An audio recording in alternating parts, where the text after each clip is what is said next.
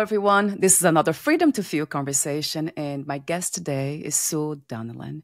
She is a parent mentor, the mom behind Ask Mom Parenting, and the author of the international best-selling book, Secrets to Parenting Without Giving a Fuck, not to pronounce it here. We all know what that means. She's a mom to 4 children, including triplets, founder of 3 businesses, and a wife of a career military officer. So there's a lot more to Sue. The full bio will be at the end of this interview and the video. The first question I love asking, as I mentioned off record, Sue, is who you are in your own words. How would you describe you in this moment? I'm a wife, a mom, a very spiritual being. I feel that I am here as a teacher. Mm-hmm. It took me years for that light bulb to go on, kicking and screaming into that role, but have found myself wise beyond my years from an early age and have been able to use that toward, leading children and relationships and helping others. So yes, that's how I would define it. Yeah, that's beautiful to hear. You see, that sounds very much spiritual, this idea of role, that we play so many roles and then we realize that's just a role. And then we can actually play it better when we realize it's just a role anyway. Mm-hmm. Is that your view of spirituality as a whole, or there's more that you could say about what's being spiritual means? I think it's something that I've connected to later in life, and it kind of kicked in my spirituality and my view of spirituality once I had children. Yeah. Because through their eyes and their innocence and realizing that they're a blank slate and that we have so much to teach them and so much to connect them with, that's definitely something that kind of came on later in life in terms of what my value is, what my purpose is, that there are no coincidences, that when I saw my husband across a room, I knew he was my husband. I knew we were here for, there he is. We agreed to meet. we agreed we'd be together this time. So, it's kind of taken on a variety of meanings for me, but mostly just in my role as a parent. It really kind of kicked more into high gear as to how I was in charge of not only teaching and training little children, but then getting them to be in connection with their own selves and how that manifests and what my role as a facilitator is. So, yeah. I love that. And that is in your book, though. You speak of intuition, chapter 2, isn't it? Mm-hmm. Oh, yeah. I love the way you say that. Is it one of the takeaways? That summarizes everything. If I can find it, I have so many notes. It says here, listen, guide, let them decide. It even rhymes in a way. Yep. Yeah, that really stopped me because this is what it feels like there's parts of the mind that it's not really logical. It doesn't make sense most of the time. But it's interesting to see that's the part that makes most sense, that universal way of seeing life, which we call intuition, the heart, that really doesn't match reality a lot of times, but it speaks to something that I call divine intelligence or destiny per se. I don't know exactly what that is. So that intuition part of it really caught my attention in your book, that you speak of that, listen to your gut. So you're teaching children to do that from an early age. That could change everything. Would you say that, Sue? 100%. I feel that is missing in a lot of children's lives. I looked at it more as, a leadership role as a parent. And as I connected with my own intuition, my own gut, my own what feels right. And then again, translating that into children and helping them as just little innocent beings learn how to make their own decisions, connect with what gives them a pause or what makes them feel good. And it's all inside. Yeah. And the answers are all within already. And we just need to connect with that and have faith in that, as opposed to this inclination to have external inputs. I think we need to do a lot less of that. And it helped our children be raised in being role models for their friends and not following the crowd. And I was kind of big about that. Just what do you feel is right? And treating others with that respect and kindness. And, you know, kids are just super innocent when they're little, and we have a chance to really get them to connect with that beauty of what's within and not really rely on external feedback as to your truth is your truth. Yes, yes, that's it. I love the way it seemed like you have been intuitive your entire life, following your own right inner guidance. You said something funny. I mean, I love your sense of humor. I said that off record. You say, I think that's when you found out that you would have the triplets. You said, I made 3 promises. And I wrote, I put hearts around them. I will not give up my business that I worked so hard for. I will not sell the little sports car I bought during my single days. And then third, no matter how many kids I have, I will not drive a minivan. I mean, I'm not a mother, so I don't know much about it, but I heard it, of course. Yeah, about the minivan and all those things. And women, parents, especially women who give up their own lives, everything about them, to teach children to be what they wish they could have been. There's something that happens too. I know you mentioned that in the book as well. So what is talk to me for a moment about that. Was that an inspiration moment in time when you just came up with this, those promises? Did you live them? I have an idea, of course, because I read the book. I went through the book, so I have an idea. But yeah, talk to me for a moment about that, those 3 promises. It's funny because, like we were saying earlier, it took me a while. The impetus for me to connect with my gift and my intuitiveness was having children. So doesn't need to be the impetus for everybody. But for me personally, I wasn't really a fan of children. I didn't really even want to have children. My husband loves kids, and I thought I was just going to give him a couple kids and be a nice wife. So when I ended up having surprise triplets and I went from 1 to 4 kids quickly, it kind of pushed me into that role of kind of, I'm running my own business. I'm very much my own woman. I'm very independent. And how do I split the difference between being a good parent and investing in these children as individuals, and also honoring myself as a business owner and as a wife and as a person who likes to work out and take care of herself? And so, I kind of say that I was thrown into the deep end and trying to figure out how to do this so quickly. And, it always works out. But I did kind of connect more with self because, again, like I said earlier, our answers are already within us. So we just need to sit and we need to listen and allow it to unfold. So yes, those 3 rules were, I worked hard for this business, and I'm very much defined as a business owner and an entrepreneur. And my feeling was that with the kids, they would just have to get to know me in that role. I wasn't going to give anything up. Right. And I didn't think that I would be less of a mom for showing them that mom contributes to the family financially, and that I have my own business that I built from scratch. And I think it was very important for the kids to see that mom's working. Even though I was at home, mom's busy. Solve it. How do you solve your own problem? So I think it made me a better mom, and it made the kids more accountable and independent. Yes, that's something that you mentioned in the book. You emphasize, actually. Now, yeah, I have the sheet here with the guided topics that mention that.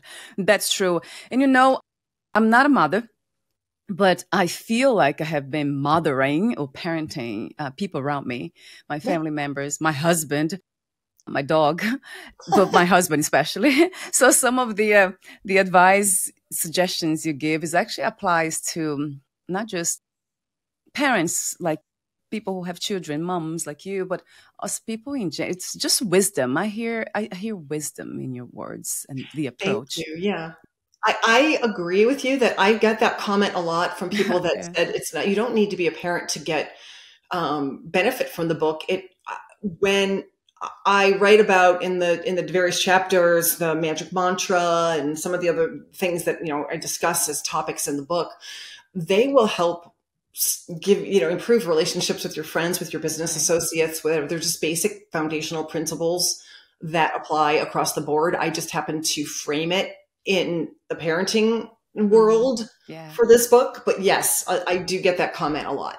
Yes, it really spoke to me, especially the part that you just mentioned about independence.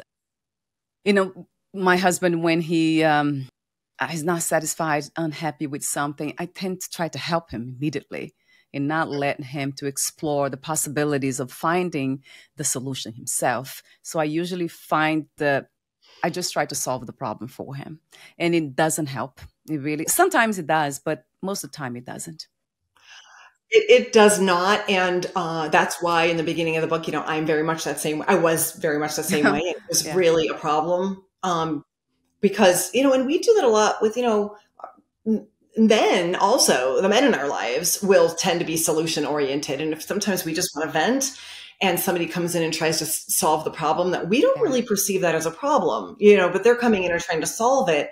It just creates resentment and it's frustrating, and it kind of breaks down the communication when someone jumps in to solve it. And the other thing is asking yourself, does he need me to solve this or does he just want me to listen? Yeah, that's a great question. Yes, right. You see, that's a wonderful, reflective question to ask every time. What is my role here? What am I to do in this situation? I usually ask that question. But there's that, think of that being wired. Some of us are wired to do certain things. I guess women especially, to just jump in and try to help without even thinking, what's best for the person. Oh, I had a comment to make about that, but I forgot now. So going back to your book, Secrets to Parenting Without Giving a FUCK, a nonconformist playbook to raising happy kids without public meltdowns, power struggles, and punishments. So the full title here. Did you set an intention or goal? So before or during writing this book, or it just came naturally? The intention, it came from just the kids were teenagers at the time. And I think it was really born out of frustration from watching their friends' parents and how the friends' parents were really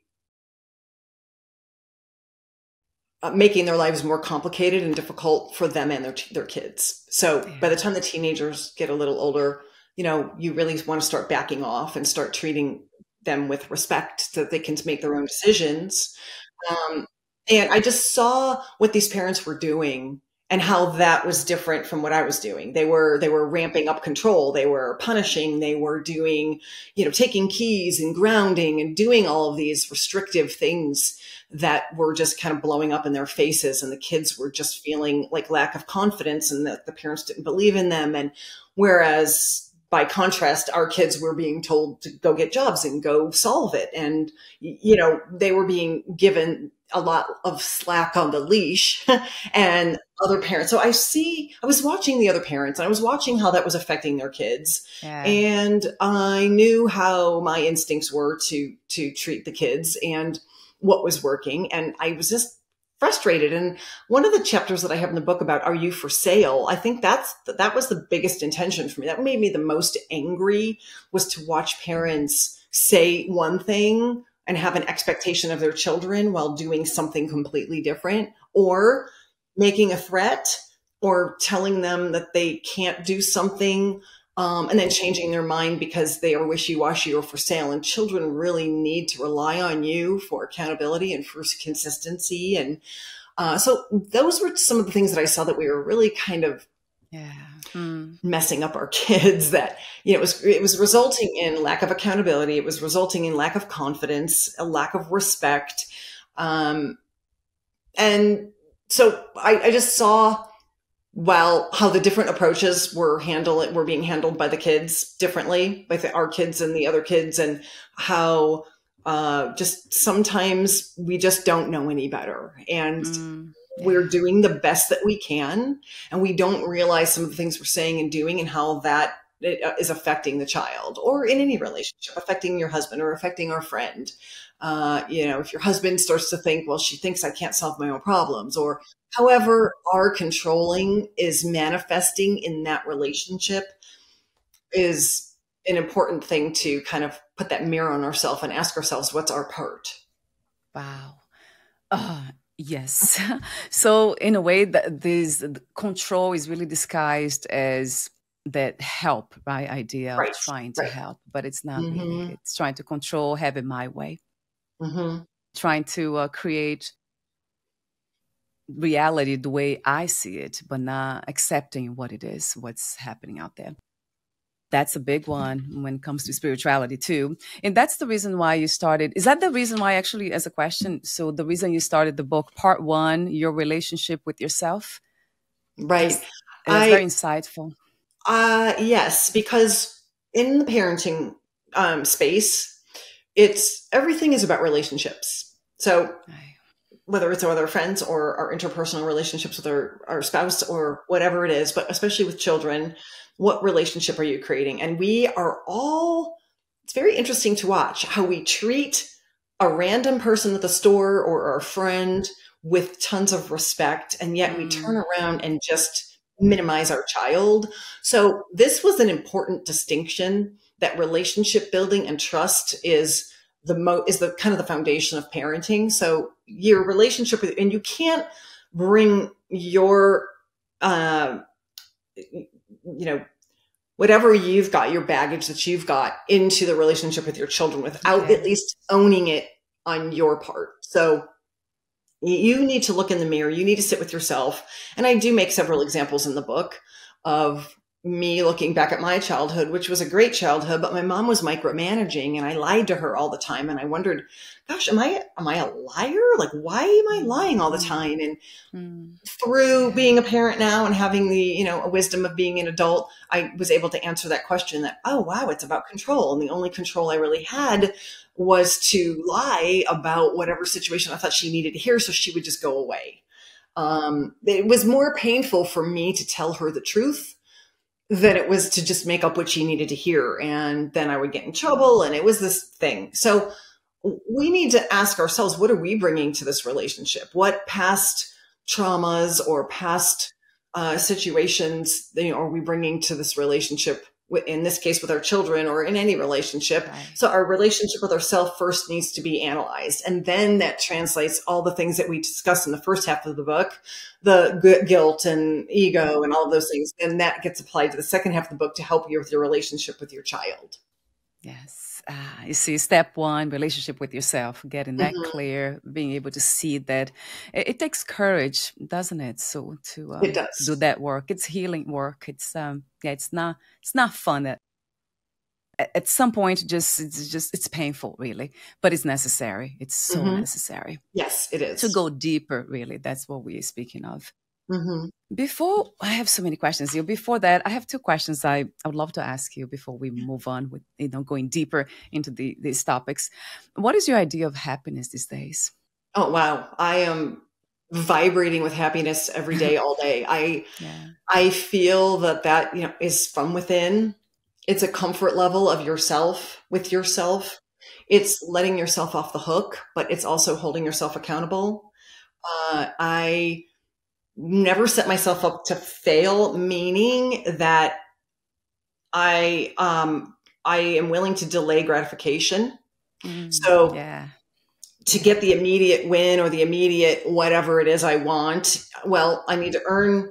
I make a little game with myself. I have to earn my TV time. Did I get on the treadmill? Did I work out today? Like, I'm constantly having this little internal dialogue of what sets me up for success and happiness. And I'm always in touch with what that is, whether that's, just taking care of myself and eating right, or working out, or how that helps my mental health, or, but also I'd say being intentional. So intentionally surrounding myself with people that are, supportive and loving, and, if somebody's not taking accountability, or they're being passive aggressive, or they're not honest or whatever, I'm very intentional about who I surround myself with.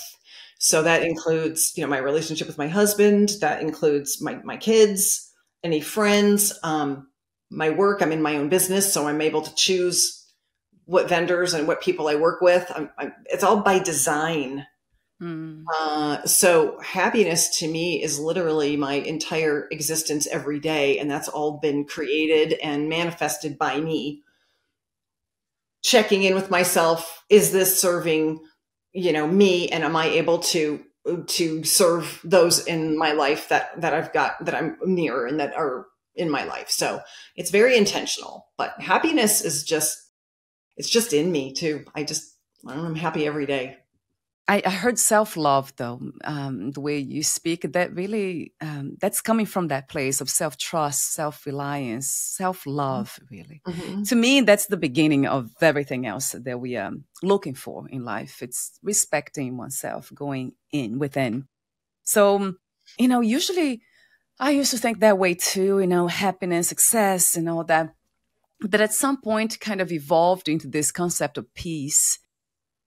If I can be peaceful within, then happiness will arise, joy, happiness, success, however it looks like to the external or even the physical part by looking healthy and all those things. But the first thing for me has been peace, this idea of inner peace, the concept of inner peace. Do you somehow do you integrate that too within the concept of happiness and success and self-love, or this is something that's different, more spiritual per se?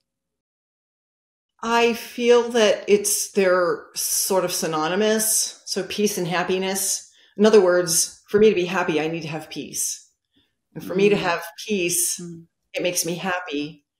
But again, checking in with myself and asking myself how that looks for me. So I think there's an element of yes.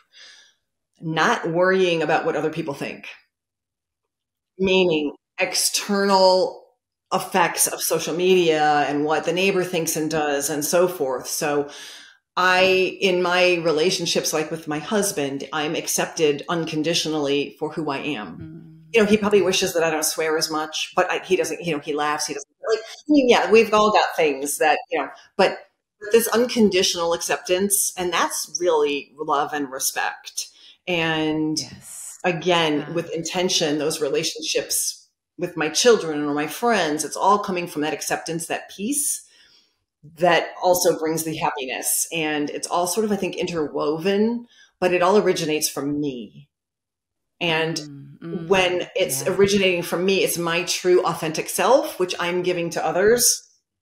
And that resonates with others. And so does my happiness. And so does my peace. And it translates out into my marriage and into my children's lives. And I set the Mm, tone as the mom in the home.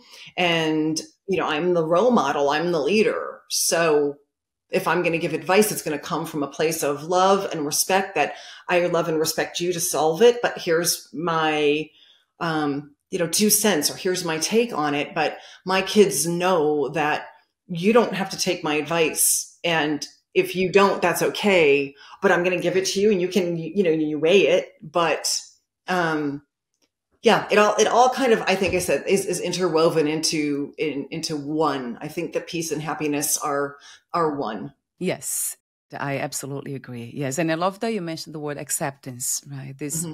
self-acceptance. There's something about the idea of acceptance, surrender, that really brings this, this feeling of peace to reality, to the moment. There's something for me has been a huge guide, acceptance. So that really resonates true. And I Mm-hmm. love that you keep going back to the idea of going within, the truth within, always reconnecting, connecting with your own self and finding there the truth. Now, wow, this experience of passing that wisdom to children or people around you, that's such I think it's an art. It really, it feels like a dance, an art, a fine art. How can you do that without telling them what to do? So that's wonderful that you got to master that piece. I don't know if I would say mastered. It started out as being a type A controlling person. Yes, and I had yeah, to learn, right? So that's why I chose those subjects in the book. And it's not something yeah, that I had innately, embodied. It was something that I had to learn over time, who, again, my children were able to teach me. But I was willing to listen, I was willing to learn, and I was willing to change and let go of that control. But yes, it's part of that intuitiveness and just listening and figuring out where that person might be coming from and where I might be able to help and where maybe not. Sometimes just listening is all it takes. But mm, mm, yes, I have been able to impart wisdom, and I do enjoy helping people. And if there's ever any chance, that's why I do mentor parents, and I do whatever I can. That if I've yeah, gone through an experience and I've learned something from that, I just want to share it so that they can avoid that problem if I can help. yeah. So, talk to me about mentoring. I know you do that one on one besides the book. Do you? I didn't see any course, but you offer the parenting less techniques. You applied them. That's created by you, right? So, Mhm. parenting less techniques, and also the methods: parenting in advance, interrupting patterns, and partnership parenting. I'd love to hear a bit more about these. Okay. So with parenting, we tend to be, we've talked about hovering and helicopter parents, and Yeah. when the children are young, we really are needed. We're so needed to be there to help teach and train. Like I say, no touch. This is what I mean by no touching and no running and those types of things. And as Yeah. they get older, we kind of have to like let go a little bit. And um, as the children are growing and they're becoming kind of into themselves and learning more about their opinions and their thoughts, it's difficult as a parent. So we do run into behavioral issues. Many of the parents that I mentor, they're not listening, they're not doing what I ask, so it's creating parents who are punishing and timeouts and doing all of these Mm. things. And we tend to overparent in those moments. We tend to, be up in their face, and the children, we're on them and we're on them. And so my method of mentoring and dealing with behavioral issues is sort of stepping back, observing, watching for patterns. With children, everything is a phase for a long time. So if you're seeing a certain behavior, the second time is a pattern. How do you back that up? How do you recognize patterns and then deal with it in advance? So instead of waiting for your child to jump on the couch and be angry for the third day in a row, Yeah. how do we approach this ahead of time in the morning and say, if you come home from school and jump on the couch, how should we handle that? Like dealing with them, creating accountability, getting buy-in to their behavior. There's a whole series of things that we do that sort of bakes in respecting and accountability. And it's the underlying foundation is that children are adults in training, and we forget that they need to be trained. We go to work and train, Yes. people at work. So when I talk about partnership parenting, I talk about, let's partner with them and teach them and train them and say, here's my expectation, here's how this looks. And I may have to remind you a few times, but I don't have to ground you, and I don't have to put you in timeouts, and I don't have to yell, because I'm going to back the behavior up in advance and take care of it and get your buy-in and get you to agree that we're not going to jump on the couch. And if we do, how should we handle that? And all of that is just a really great approach to getting behavior to change without yelling, without punishing. And it's honestly, in the end, it's much less parenting and a lot less stress. Yeah, that's why you call it, yeah, parenting less, right? And Yes. there, I think yeah, I don't have a copy of your book here. I made my notes, but I think you mentioned that about, yeah, lose control to gain control. I think has to do with that. Also, that idea, chapter 2, how to Mm-hmm. let go of control and trust your gut. So that was the message to me. Just listening. Yeah, that's one thing. Not letting things go out of control, get out of control, but listening and observing. That's a big one. Wow. So you have so many pieces of wisdom here to give. I'm trying to be in the moment here and come up questions that I didn't think about it. I guess one that comes to mind is, what do you find to be the most precious thing, per se, the most fun thing about children, being a mother? What's the most amazing thing about being a mother or a parent? Being able to teach these little children where they're going to go add value. And that was a very intentional effort on my part in terms of parenting, is trying to expose the kids to as many experiences, thoughts, ideas as I could, to where, what gets you out of bed in the morning? Where is your purpose? Where, connecting with, where are you going to show up and add value? And that just gets kids outside of all of the bombardment of bullying and all these other things. And it makes them great employees, and it makes them great students, and it makes them great friends and great partners with their significant others. And, so teaching and training these kids about where are you going to add value, being a leader and helping, watching children absorb a new experience and use it in their lives to then make someone else's life better.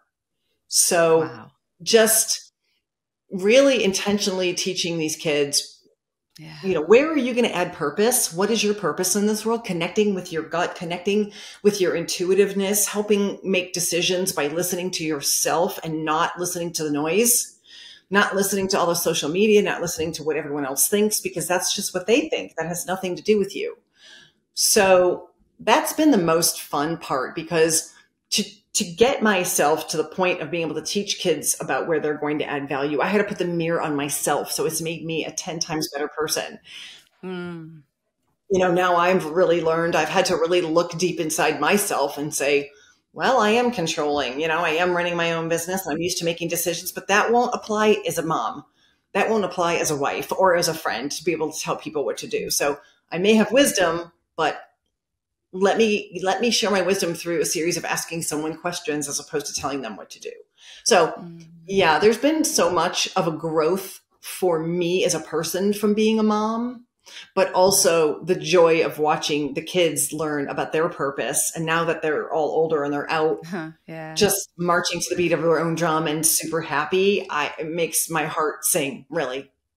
Yeah. So that's a job well done, really well done, beautiful. But again, because you have gone within, you did your own work. You just allow yourself to learn. That's one of the things that I always say to myself in the conversations I have here, that the first step to learning, it's really being open, isn't it? Curious, open. If we don't do that, then it's just, learning is not possible. Of course, concentration is part of it too. We have to be able to concentrate, but there's something about being open. That's, to me, the first step. I have found so many, that sense of purpose that just has been always with me. And I guess it has to do with the struggles, the challenges. So I know that's something that parents cannot take away from children, right? That firsthand experience of life, and, dealing with whatever comes their way in their way. We can't. And that's why I say parenting less. The wisdom of parenting less means not catching them when they fall, not making their pain go away. My daughter dealt with bullying, and it was really bad for her, but all I could do is be there to go on a date with her and take her to dinner and a movie, but, spend time, but I couldn't take that pain away. And I wasn't going to feel guilt because I couldn't. There's things in life that happen. Yes. Trauma, bad situations. But it's not my job to make it go away. I cannot do that. I can provide a support. I can provide love and listening, and I can be here for you. But yes, you're right. As a parent, we are all on our own journey. And that's why the only choice is to look within. That's it. Yeah. I love that. No one else can take that. Yeah, no one else can do that for you. That's a powerful message, though. Yeah. We are on our own journey, right? Yeah. I love that. You just paused me for a moment to hear. Yes, that is so true. Yes, so true, so true. Thank you for saying that. Yes. Yes, thank you. So there's There's something I never heard about. I think I've read that in your bio. Yes. So Sue teaches a transformative parenting mindset that shows you how to end tantrums, eliminate back talk, get willing cooperation, and neutralize sibling fights, build lasting relationship. Eliminate back talk. I never heard it that way. What is back talk? Just for me, I guess, my own Yeah, curiosity. it's when a kid is like when you ask your child to empty the dishwasher, and they're like, I'm always doing yeah, I'm always emptying the dishwasher. No one else ever does anything around here. You always make me do everything. You know, this anger of being asked to do something and to contribute to the household. You're gonna get back talk. I said, gaming is over. We turn off the TV, we're in bed, or you bring your phone down to charge. Whatever rule you have, you are going to get back talk. You're going to get some squawking of unhappiness. Yes. That, you cannot, you have to walk a fine line between allowing it to pass and also parenting in action and not words, right? So action, not words, is a big thing that I teach, because know when you're winning. If I'm asking my son to empty the dishwasher and he walks by me on his way to empty the dishwasher, but is telling me, you always make me do everything, and he's saying these things and back talking while he's going to empty the dishwasher, what I teach parents is to know when you're winning. He's going to empty the dishwasher. So you don't need to deal with the back talk right now. Right. So it's just every situation is different, but I've got a lot of little tricks up my sleeve to help parents in the moment to just end that overwhelm. But yeah, back talk is that. It's a big one. Yeah. Bickering because I don't like the rule. So yeah. Yes, I had an idea, but I had to ask the question because I'm not familiar with the term. So yeah, thank you for explaining that. So yeah, that makes a lot of sense. I was just thinking about my husband too. Like, wait a minute, he does that too. Isn't it funny? Some adults, they act like children. That's kind of funny. Yeah. Right? Well, it's funny because I talk about in the book the power of the word we, and I make a joke, and this is true, that I was always able to say something like, when are we getting to the vacuuming? And that would be my husband's subconscious, like he was going to vacuum that weekend or whatever. And the whole power of we, it neutralizes the attack of the, when are you going to do something?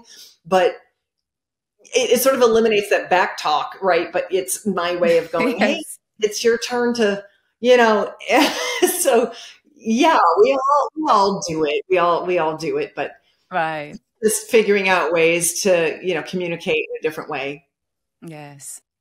Another thing that caught my attention was the idea of punishment. I grew up with that idea, not just the idea, but actually the action of that, the embodiment of that, unfortunately, sadly. So, and, I have heard from parents, I don't think here on this podcast, I do interview mothers and parents here, but maybe somebody in my family or around me here mentioned that was not possible really to raise children without punishments. That was not something that was realistic. So I would love to hear from you. I know this is something that you teach, and I found that to be wonderful because I know how much of unnecessary suffering that has caused me as a child, and then as a young adult, how much of the residues of that, became trauma, really. So is that really possible and realistic to not ever use violence, in a sense, physical violence or emotional, what they call emotional abuse, the words that we use? Is that, I know you mentioned yelling before. I don't know how much of that we relate to emotional abuse, if it is similar, if it is the same, I'm not sure. But yeah, please clarify that for all of us. Yeah, sure. Well, because I was punished too, not to the extent of what you're describing that happened in your life, but I was grounded. I had to write, I will not lie. I was constantly sent to my room, told I couldn't go to the school dance because of this reason or that reason. And, a lot of opportunity given and then taken away. So I had a lot of that, but not to what you were describing, physical.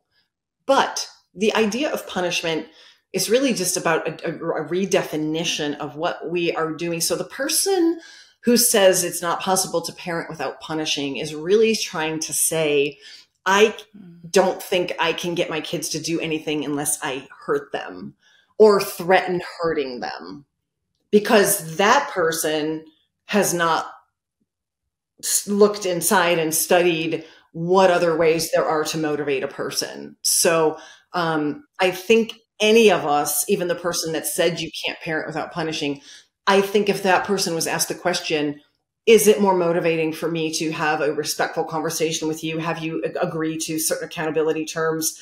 And then if you don't do them, we have a consequence. Or would that person agree that if you don't do what I asked you to do, I'm going to hit you? Like, how motivating are those two options? Right. And so I think that when someone says you can't parent without punishing, what they're really saying is they just haven't learned what else you can do. And that's okay, because, we are products of our upbringing and we don't know what else exists. And I will say that partially what really turned me around, and I do talk about this in the book, is that we put our kids into a Montessori-based preschool.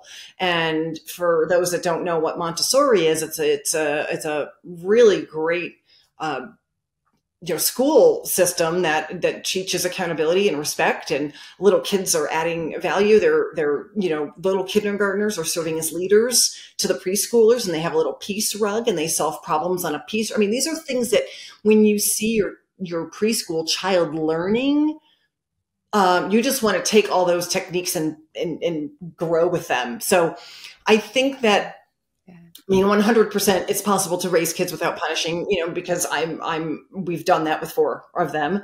And again, I give compassion to someone who thinks that it's not possible. And I give compassion to them because either A, they were not raised without punishment, or B, they just don't know what else to do, which is how all of us are. We don't know until I read some books and I took the kids into Montessori, and then I started connecting with my own intuition, my own instincts, and then, was able to use that going forward. So, what I do talk about and teach is, accountability methods where you can, in fact, get a 5-year-old to understand that he's going into the playpen and making his triplet siblings cry for attention. Yeah. And that when he wants to go in and play with them, when I parent in advance, that looks like me saying, well, but if you go in there and you make somebody cry, what should we do about that?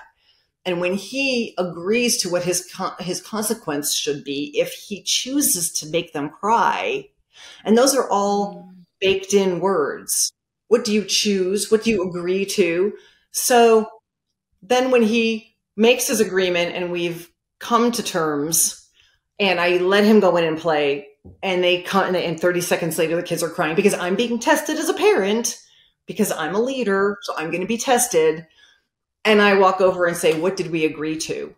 And this 5-year-old is able to say, I agreed that I wasn't going to let them make the kids cry. Oh, but there's somebody crying. What should we do? Didn't we agree that you were going to come out? And, so this is just one example of parenting in advance, of getting a child to take accountability and agree. Yeah. So when you use words, even with a 5-year-old, well, what did we agree to? Now, the word we, this is partnership parenting. This is respect. And this is me saying to my 5-year-old, I know you can behave better because I know you're a great big brother, but sometimes you like to make them cry because it's fun for you, but it's not fun for mommy. So here's how this is going to look, right? So we don't have to go in there and yell at him. We don't have to go in there and hit him. I don't have to send him to his room for, until no dinner or whatever. And none of that is going to teach him about taking accountability for his word. Right. Right. So that's just, until somebody teaches you what other options there are and how it works, you don't know. We don't know what we don't know. Yes, that's exactly it. Wow. Well said. Very clear to me. I love that. So instead of, it's showing possibilities, well, we have to know possibilities in order to teach possibilities.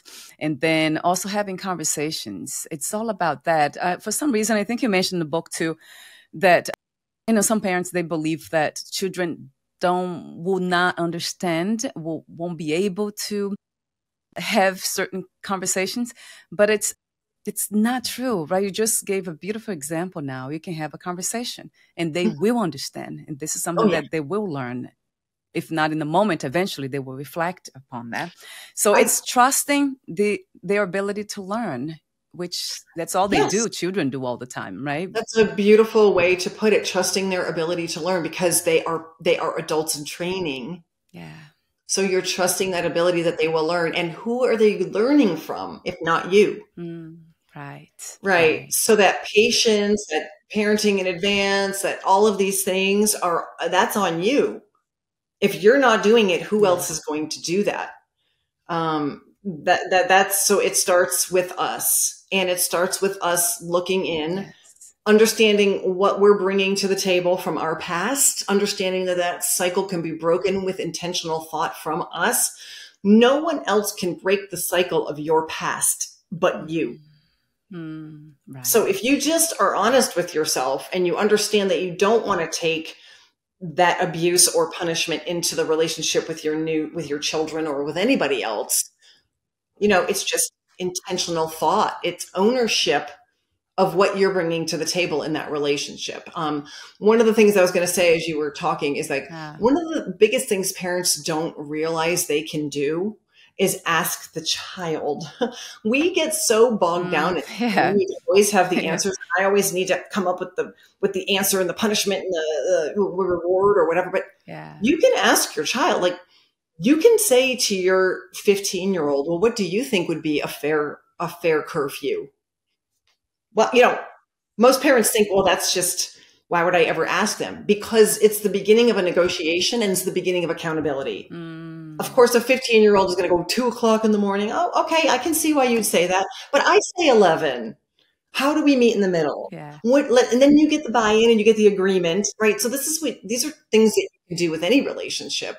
But you can ask the child. They're going to have an answer. And from there, you build that partnership and you get that dialogue and you get that accountability baked in. Yes. So it goes back to the trusting them to do the work, because they're so intelligent. That's the thing about children. They're always willing to learn. That's what I don't have children, but it's kind of obvious to me. They're very curious about everything. They are. There's something that it's so beautiful. The lens from which they see the world is just so open. It is. I wanted to mention, there's a question that I wanted to ask you, a curiosity of mine, because I have heard so much about it too. Do you find one gender to be, let's say, more complex than the other? Being a boy, a girl, I know you have 3 boys and 1 girl. Or do you find them to be the same? That's an interesting question. I do not, because I try to meet everybody where they're at. So in other words, I'm going to deal with my boy in how he learns and my girl in the way she learns. Yeah. What I will say is that I did notice in school that there is a lack of understanding in how boys behave and learn. So boys are very tactile. They're very action oriented. They need to get out and run. They need to get out and throw. They need to hang from the ceiling fan and see if it, they're very tactile and that's just innate in them. And that's a gender thing. Yeah. So I don't find that complicated or not complicated. I just find it is. It just is. Yes, girls will sit and read and be more quiet, but then you're going to have a different complication from a girl, later on. So it just is. So I'm just meeting it where it's at and parenting it with what it needs. But I do see that in schools, it's difficult because little boys are being, needed, we put on ADD medicine and they're very antsy, very tactile, very busy. And that's a nature thing. So I did find it frustrating that I would kind of have to buck up against teachers to say, yes, I can imagine. This is, we're talking about a boy here. So you can't compare the boy to the studious little girls that sit there, right? So they're just different and that's natural. So let's figure out how we move forward from this. But that's one thing I did notice. Yes. Thank you for clarifying that too. So they're just different, because we're all unique anyway. All of Right. us, right? Human beings, we're not made the same. Yes. Another, let me see if there's something else that I wanted to mention. Oh yeah. Oh gosh. I love the fun facts about you. We're almost at the end. I have to mention this.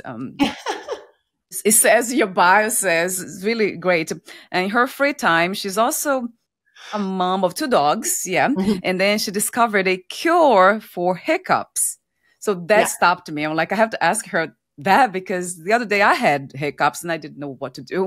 So I I have some techniques, but they don't work. None of them. Oh my, this is so simple and so silly, and I discovered it by accident, but I'm telling you it works. So if you have the hiccups, Yeah. what you do is you just sit and you focus and you sit and you stare off Yeah. and you wait and anticipate the feeling for the next hiccup. So if you sit there and just don't move, just Yeah. wait and Yeah. just feel it coming on, like pretend that you're feeling it. Yeah. I'm telling you, after 30 seconds, it won't come, it'll go away.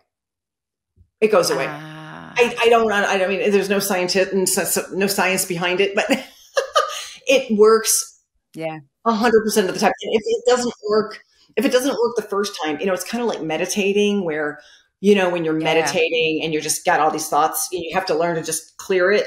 That's sort of what this is. If you find that you're sitting there focusing on it and the Mm. hiccup still comes and you didn't focus enough, you got to take some more time, sit, focus in one spot. And I would just tell the kids, look at me, it's coming. You feel it. Yeah. Look at me. And they'd Yeah. have to focus on me. And then after a minute, the hiccup was gone. It's gone. Right. Yeah. I'm going to try. I'll try that soon. I'll let Yeah. you know. I'll definitely Yeah. let you know if I remember to send you an email about that. Yes. Okay. So that makes sense too. You mentioned meditation, right? Because that's the whole point, to just, as soon as we pay attention to the thoughts or a thought, then it tends to dissipate. It dissolves. It disappears. Mhm. It's almost like Mhm. it never existed in the first place.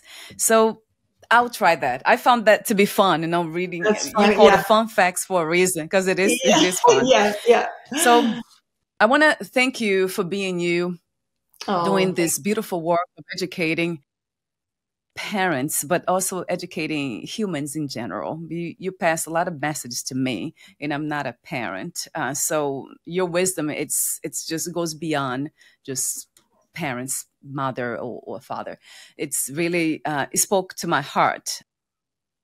I love everything about your work and about you. And the fun, the sense of humor, that also shows wisdom to me. There's something about wisdom, timeless wisdom, not taking, this experience too seriously. I know it is, especially in the case of kids, it tends to feel that way. It's very serious. But Mhm. like you said beautifully, the more you let go of control and just let it be what it is, the more you gain control in a way. Things Mhm. happen in a more harmonious way. So thank you so much again for being you in this shared reality of ours. Thank you. Well, I thank you especially for not just having this space to allow others to come on and talk about, their experiences, but also as a person who's not a mom, to take on a Mm, parenting yeah. person and to read my book and to ask me questions about my content and my book, and being open to content that isn't directly applicable for you. Like, I pass that thank you on to you. Oh my gosh. Any Mm, chance I can get to help a parent through overwhelming, stressful times, which all parenting is stressful, I extend that gratitude back to you for, getting out of your comfort zone and reading about parenting, which mm. again, is wonderful. Thank you so much for having me. Thank you. Yes, I'm very curious. Gosh, so I love everything about learning. It's almost like being a child. You see, I love the idea that we not to lose touch with that in us, that childlike Mhm. curiosity, openness. It just changes everything. For me, it has been wonderful. So, Oh, but thank you well, for recognizing that great. too. Yeah, well, yeah, that's very meaningful. That I appreciate that you had me on. I want to ask you another question before we say goodbye for today. I have too many questions. Gosh, I'm That's just so okay. curious. I have two questions, and I want to mention the end of your book, what you said there. You say the secret is out. So by now you realize parenting without giving a fuck really means we give very much A-F-U-C-K, meaning Right. that to be a leader in a way, what you're saying that we do care. So that's what it means. It's caring. So I feel your work, that's what the message is very clear to me. I care. It's not just about me and my own family, but I care for my community. I care for my country. I care for humanity. That's what your message really, that's the whole picture of your message. It's Thank truly, you. truly beautiful and spiritual. Thank you. Thank you, Sue, Thank you. again. So before we say goodbye, I want to mention how to find your book, your website, and Amazon as well. It's right there. You offer one-on-one mentoring as well. Everything is on your website. The website is askmomparenting.com. And that will be on the podcast notes. Before we say goodbye, I want to 3 questions. Do you have anything that you left unsaid? There's anything that you would like to share, to say before we say goodbye? I do have 2 more questions. No, I think you really touched on the essence of what my work is about, and you've given me a great entree into, through your great questions, just to be able to share the essence of the importance of parenting, the importance of investing in our children emotionally, spiritually. Yes. And Yes. I think we were able to touch all of those subjects. I feel like nothing has been left unsaid. Wonderful. 2 questions. This interview is titled The Freedom to Feel, for a reason, for my own reason, I guess. So, but from your perspective, so what is freedom? What is to be free? How do you see this concept of freedom? Freedom is really taking our own stock, being able to make our own decisions, connecting with what our truth is, and being able to act in any capacity and without any hesitation as to our truth. So whether it's not working in a job because a parent told you should be a doctor or a lawyer and you're miserable every single day. Freedom is being able to march to the beat of your own drum, feel unconditional love for that, for how you feel, for what you enjoy, and just, not really having anybody breathing over your neck. I like, just freedom for me is like, I'm in my own business, right? I'm raising 4 little, they're grown now, but like 4 little people that are out serving their own purpose. And my husband very much, and I very much partners in every way, standing alone and also beautiful together. So that's freedom to me. Freedom is connecting with your truth and being confident and being able to put that content and that those thoughts and feelings out into the world without criticism and without any hesitation. Yes, beautiful. Thank you so much for saying that. Yes. And my last question is one that I often ask everyone. The freedom one, I ask people too. This one I have not asked for a while, so I'll ask you. What 3 experiences you wish everyone to have before they lose the body, before they die? Well, number 1, the only thing that matters is love. The best gift I have ever been given is finding true love. I feel that if everyone gets to love and be loved, truly love, not because the person's fulfilling some other need or whatever, true love is the best gift. From that, all other things blossom. So from that, I was able to share love with my husband, have children and raise children and so forth. But so I think number 1, the only thing that matters is love and knowledge, having the freedom to be able to go and pursue any kind of knowledge that is going to fulfill new experiences for you. So love, knowledge, and I think getting out and having the wherewithal to have whatever experiences you want to have, whether it's traveling, whether it's starting a business, whatever it is, that you just be able, that your life is full of unique and wonderful experiences that you can then use, because I think that through experiences comes wisdom. Yes. Yes. And the less we do, the less we interact, the less we are experiencing wisdom, because, only through experiences and learning What happens after that experience? Do we accumulate more knowledge? But yeah, love and knowledge and experiences. I think those are the three things that I think matter most. Mm.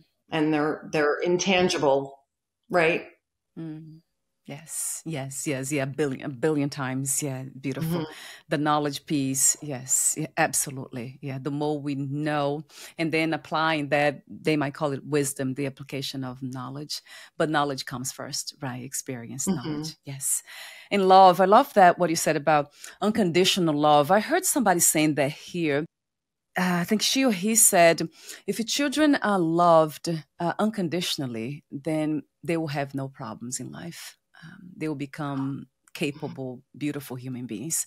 There's so much truth, right? So in that, if we can love them unconditionally. Yeah, that's just meeting them. That means love and respect. That means I see who you are, and no matter what you choose, I'm behind you. Yeah. I don't have an agenda. I don't have skin in that game. Right? That's what unconditional love means. That means I'm meeting you where you're at. It just is. We don't need to attach meaning to everything, right? Yes. So Yeah. it just is. And when I love you unconditionally, it just is. Yes. There's no strings. Yes. We could have a whole other podcast about that. You don't have to attach meaning to everything, right? A narration, a story. Right, right. Oh my God. So thank you so much again. Yeah, for being you, for being this beautiful you. Thank you. We'll Thank talk you. again. Take good care for now, and we'll be in touch again. Bye, Sounds Sue. good. Thank Thank you. you.